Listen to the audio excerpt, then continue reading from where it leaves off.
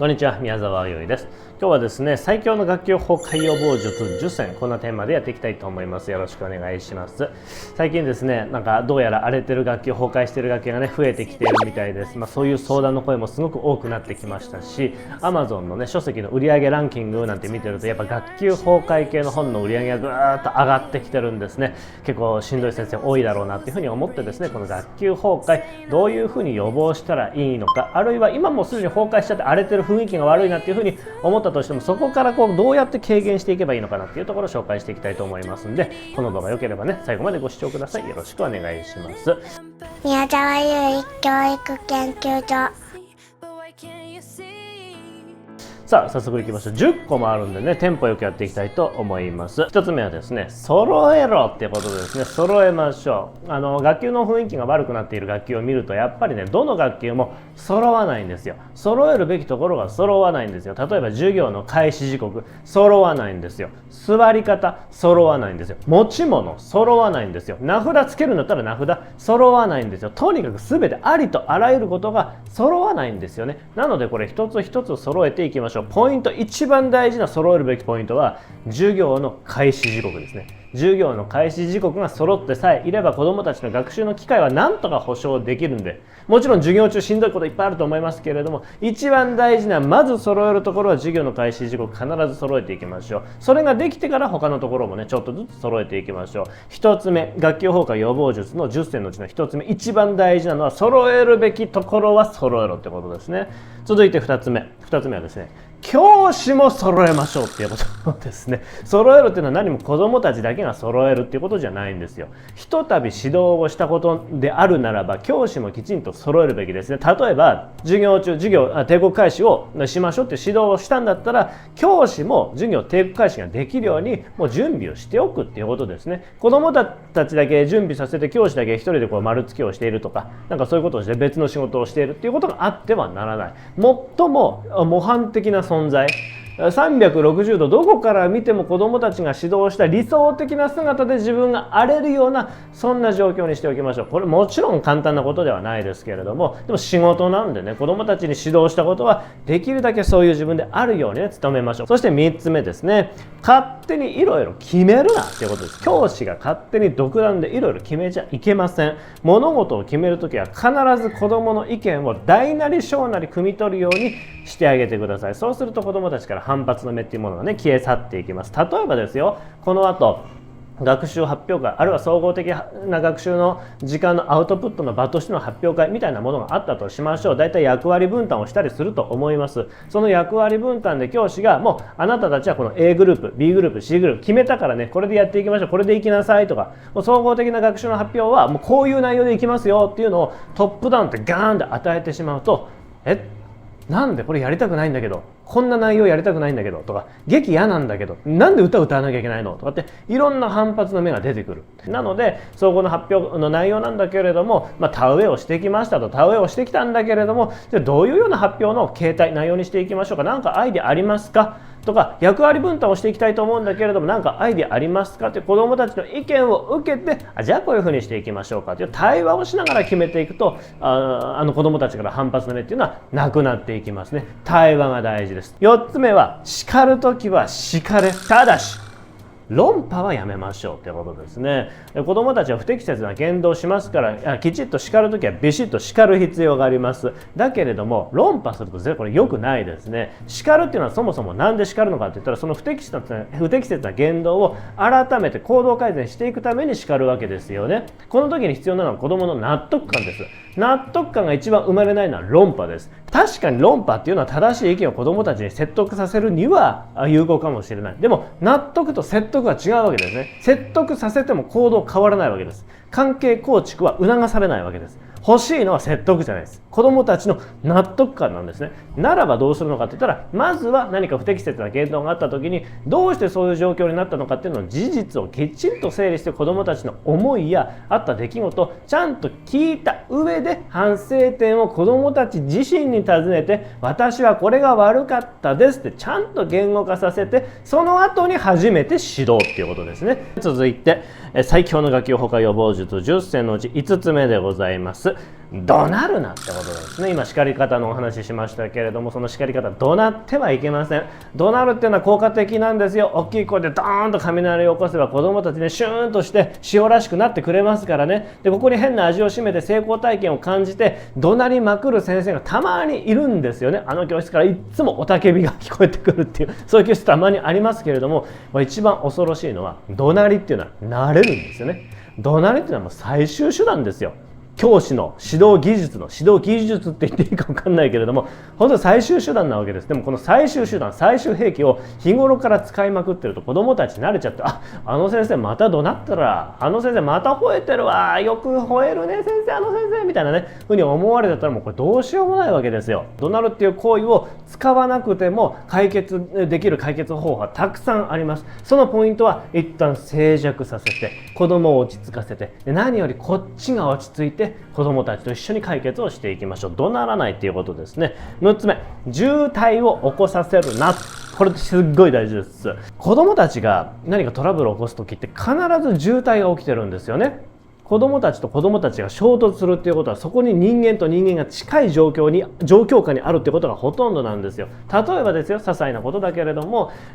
こちらが預かってる教科書を授業のたびに取りに行かせる、ロッカーから取りに行かせる、この時にすごく取りづらい場所にあるとか、上とか下とかすっごい狭いところにあったりすると、みんながそこにわーっと集まってくるんで、いちいちそこでも早くしてよ、何がしてよ、押さないでよとかっていらない衝突が起きてきたりするんですよね。他にも例えば机と壁の間が狭かったりして通路が狭くなったりしてしまうと、子供が歩いてる時にドーンってぶち当たって、で結局筆箱が落ちたり書いている字がガッと乱れ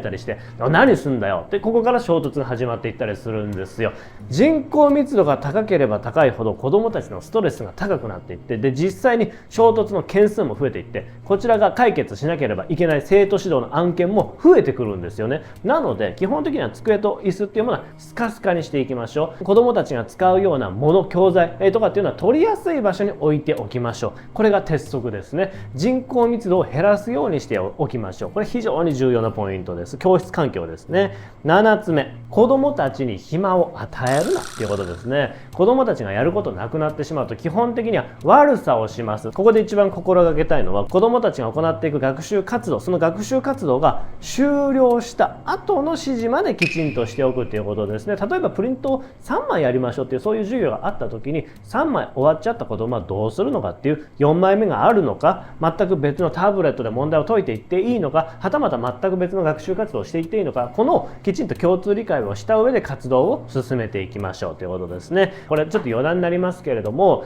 ちょっと学級経力とか授業力が高まってくると、あえて暇を与える、余白の時間を子どもたちにあげることによってクリエイティビティを養っていくっていうような授業が展開できるようになっていきます。必ずなっていきますけれども、ただまずはですね、学級が今そういう雰囲気じゃない、そういう状態じゃないんだっていう場合には、子どもたちには基本的には暇を与えないという方向でやっていくのがまあベターかなっていうふうには思いますね。8つ目です。ルーティンを崩すなっていうことですね。学校にはルーティンがあります。学級にはルーティンがありますね。朝の会から1、2、3、4、5、6時間目ってどんどん授業が進んでいって、最後帰りの会終わって、はいさようならさようならで毎日ルーティンがあるじゃないですか。でこのルーティンというものが崩れていくと、子どもたちがある反応を見せ始めます。こんな反応です。先生、次何やるの？先生、次は算数って書いてあるけど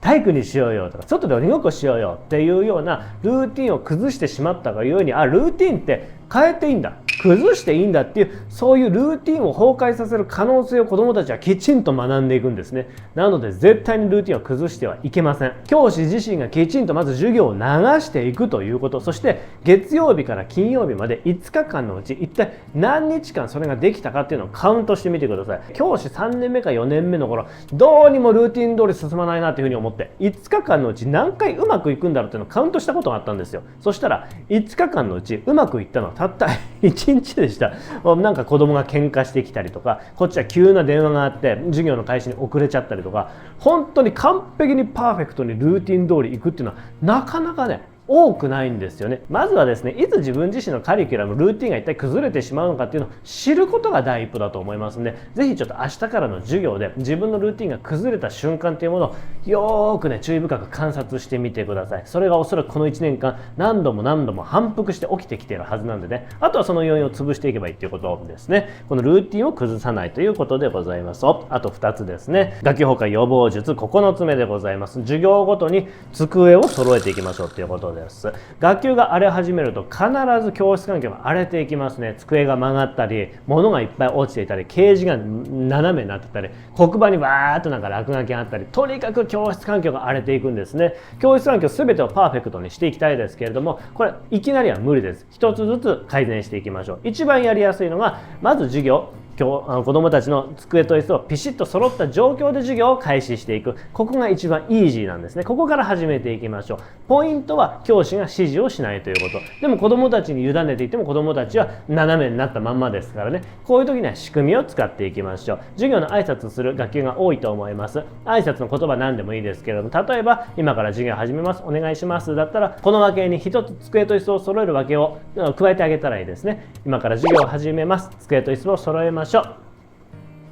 それでは授業を始めます。お願いします。っていうようなわけを一つ加えてあげると、教師がいても教師がいなくてもいつでも教室環境が整った状況で、教室環境とか机と椅子環境が揃った状況で授業を進めていくことができますよね。そうするとやっぱ子どもたちもちょっとシャキッとした気持ちになる。こういうところから一つずつ教室環境を整えていきましょう。その時に仕組みシステムっていうのは非常に有効です。これが9つ目でした。最後10個目です。選択肢と見せかけて誘導をするなっていうことですね。これはちょっとね複雑なんですけれども、結構子どもたちに選択肢を与えることがすごく重要です。これが学級経営、生徒指導、あるいは学習指導の鍵ですっていうふうに言われること多いと思うんですよ。で、僕自身もそうだと思うんですけれども、選択肢を与えるふりして実は誘導している子どもたちを圧迫しているっていうことが結構多々あったりするんですよね。例えばですよ、過去僕がやっちゃったことあることなんですけども、今から掃除です。一生懸命掃除すんの？一生懸命掃除しないの？どっちなの？聞くわけですよ。これ選択肢を一応与えてますよ。質問子どもたちでしてる。でも一生懸命掃除しないなんてみんなの講習の面接で言えないじゃないですか。っていうことは尋ねてるっていうふうに見せかけて、こっちからはお前ら掃除しろよっていうふうに言ってるのと一緒なんですね。こういうのは選択肢を与えてる、子どもたちに尋ねてる、質問してるとは言わないわけですよ。じゃあどうするのかといったら、例えば今の掃除の例で言ったら、掃除のあるべき姿を具体的に確認して1個今日頑張る姿を共有するっていうことですね。例えば昨日各掃除場所を見て回ったけれども、バケツの水がなかなか準備されない状況がありました。これどうしたらいいでしょうかって尋ねてみてください。すると子どもたちがちゃんとバケツの水を準備する人決めておいた方がいいと思います。なるほど、ナイスアイデアだね。じゃあ決めましょうか。月火水木金5日間あります。この5日間で誰がバケツの水を準備するのかっていうのを今もう決めてしまいましょう。そしてそれは固定にしていきましょうね。いいですか？納得ですね。わかりました。じゃあ各班決めてください。制限時間はそうですね。1分間あれば君たちなら十分できるでしょう。それでは1分で決めてください。レッツゴーっていうふうにやると子どもたちはバッと話し合って決めると思います。なんだったら念のため確認してあげたらいいと思いますよ。月曜日バケツの水準備する人誰ですか？はい。